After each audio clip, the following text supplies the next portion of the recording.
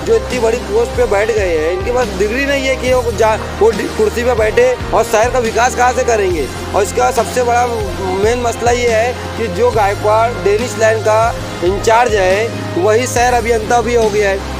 तो भाई एक ही आदमी को 2 कुर्सी मिल गई है, तो कहाँ से भ्रष्टाचार तो होने वाला है। जनता से रिक्वेस्ट करूँगा कि ऐसे ठेकेदार जहाँ भी काम कर रहे हैं उनको काम करने ना दे। पहले भिवंडी जहाँ इन्होंने रोड खन चुके हैं, पहले वो रोड बना के आए, उसके बाद उसको आगे काम करने दिया जाए, नहीं तो पूरे भिवंडी में रोड छोड़ देते। नाम क्या है? मेरा नाम मोमिन दिलशाद है, ईदगाह रोड पे रहता हूँ। आपने हमको क्यों बुलाया? मैं इसलिए बुलाया, जिस तरह भिवंडी शहर के अंदर पूरे भिवंडी की रोड खड्डों में जो तब्दील हो चुकी है, इसके कारण जो भिवंडी के लोगों को जागरूक होना चाहिए था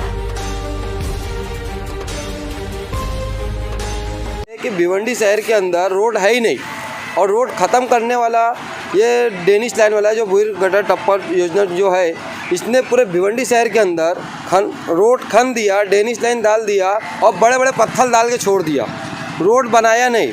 इसके जिम्मेदार ये जो ठेकेदार है वो है, और सबसे बड़े जिम्मेदार LP गायकवाड़, पटनावर, हरीश मात्रे, इनके नियुक्ति में, इनके इंजीनियर में, ये लोगों की नियुक्ति में काम किया जा रहा है। और भिवंडी शहर में रोड नहीं बनाया जा रहा है, रोड के नाम पे सिर्फ पैसा खाया जा रहा है, जिसकी कीमत है इस डेनिश लाइन ठेकेदार की 435 करोड़। उसके अलावा मैंने इनको कॉर्पोरेशन को 2017 में एक अर्जी दिया था कि डेनिश लाइन वाला रोड नहीं बना रहे। उसके बाद फिर मैंने मुख्यमंत्री को, जिला अधिकारी को, सभी को मैंने लेटर दिया, रजिस्ट्री किया।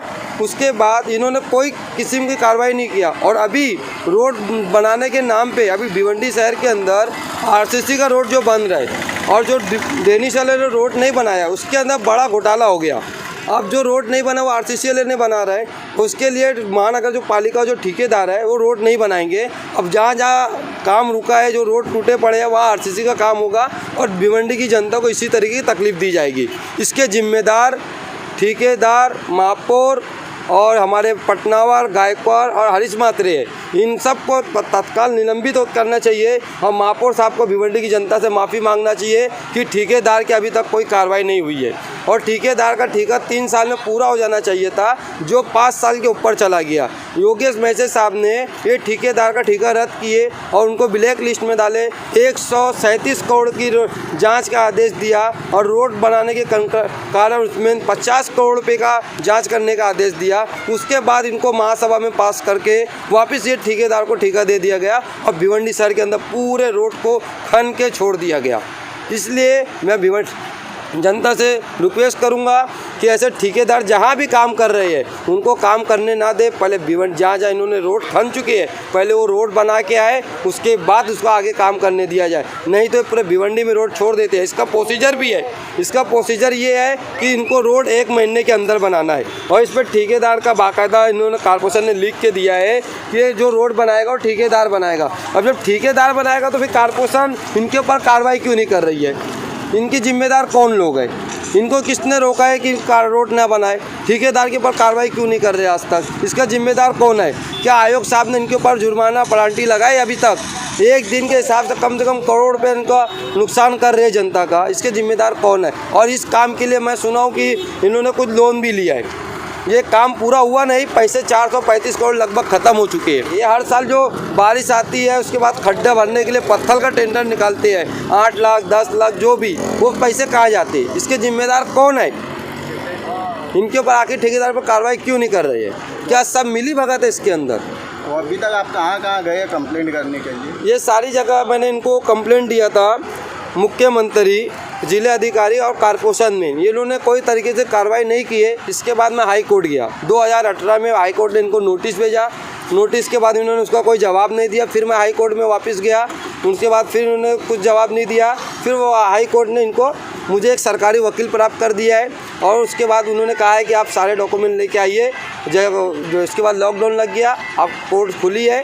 अब उसके बाद हम 2-4 दिन में हाई कोर्ट जाएंगे और ठेकेदार का जो ठेका रद्द कराएंगे, और जो ऐसे भ्रष्ट अधिकारी है इनको पहले सस्पेंड और निलंबित कराएंगे, और उनकी पूरी जो इनकी इनकम है वो जांच करवाएंगे। और इनके पास तो पहली बात तो इनके पास सही से डिग्री नहीं है, जो इतनी बड़ी पोस्ट पे बैठ गए हैं, इनके पास डिग्री नहीं है कि वो कुर्सी पे बैठे और शहर का विकास कहाँ से करेंगे। और इसका सबसे बड़ा मेन मसला ये है कि जो गायकवाड़ डेनिश लाइन का इंचार्ज है वही शहर अभियंता भी हो गया है। तो भाई एक ही आदमी को 2 कुर्सी मिल गई है तो कहाँ से भ्रष्टाचार तो होने वाला है, रोड बनेगा नहीं। और ये रोड बनाएंगे तो उसके अलग से बिल निकालेंगे। तो आप देख लो जहाँ जहाँ डेनिश लाइन ने रोड बनाया है, जो खना है, वो रोड बनाया ही नहीं कहीं भी। और कहीं कहीं तो ऐसा हो गया कि रोड बन गए हैं और आरसीसी रोड बन गए और डेनिश लाइन ने रोड ही नहीं बनाया। इसके जिम्मेदार कौन है? उसके वो सब पैसे कहाँ जाएंगे? जगह काम नहीं कर सकते। ठेकेदार का सारा बिल अभी तक क्यों पास किया गया? योगेश महतो साहब ने उनका बिल रोक दिया था 137 करोड़ रुपया, उसके बावजूद उसको महासभा में लाके पास कर दिया गया। खैर उनका ठेका रद्द हो गया था। ये सब भिवंडी शहर को गुमराह कर रहे हैं। और ऐसे लोगों नगर सेवकों को, पहली बात तो आपके आने वाला जो सिंगल वार्ड हो चुका है, इसके अंदर सारे नगर सेवक जो है जो भिवंडी के बर्बादी चाहते हैं, ये सिर्फ इनका जेब भरना चाहते हैं। ऐसे लोगों को भिवंडी शहर महानगर पालिका से बाहर करो और नए लोगों को चुन के भेजो जो शहर के अंदर कुछ अच्छा काम कर सके। और ये जो हमारी मांगनी है कमिश्नर साहब से कि जो गायकवाड़, पटना और हरीश माथुर इनको तत्काल सस्पेंड किया जाए। जब तक ये सस्पेंड नहीं होंगे, हरीश गायकवाड़ से शहर अभियंता का जो है ये पद ले लेना चाहिए। वो डिग्री के लायक नहीं है, वो कुर्सी के लायक है नहीं, उनके पास वो डिग्री है ही नहीं। ये जो आप इल्ज़ाम लगा रहे हो, नहीं, हमारे पास इनका प्रूफ है आपके बिना प्रूफ के हम इनको कोई इल्ज़ाम नहीं लगा सकते।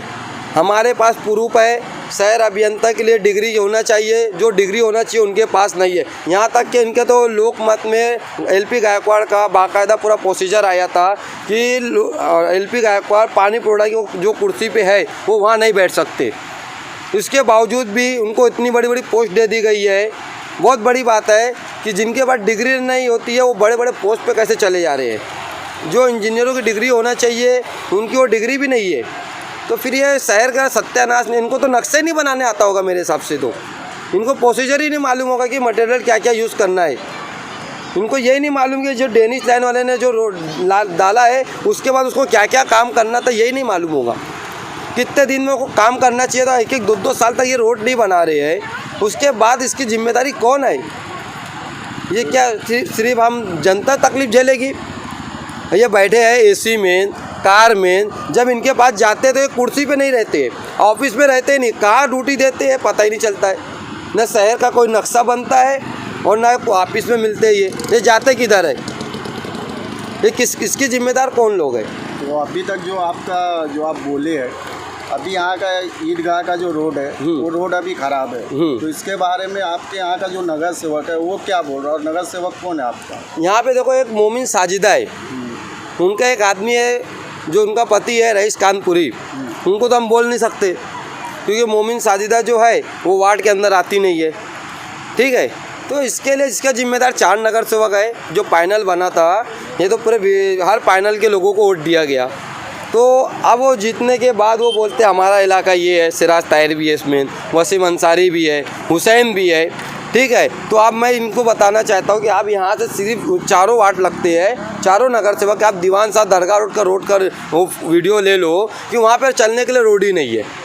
रोड पूरा कम से कम मेरे ख्याल से 40-60 फुट का रोड होएगा, रोड है ही नहीं। डेनिश लाइन वाले ने खन के छोड़ दिया, वहाँ पे कुछ पानी की टाँकी की लाइन आई थी वो उसने छोड़ दिया, बना ही नहीं रोड। तो ये रोड बनाएगा कौन?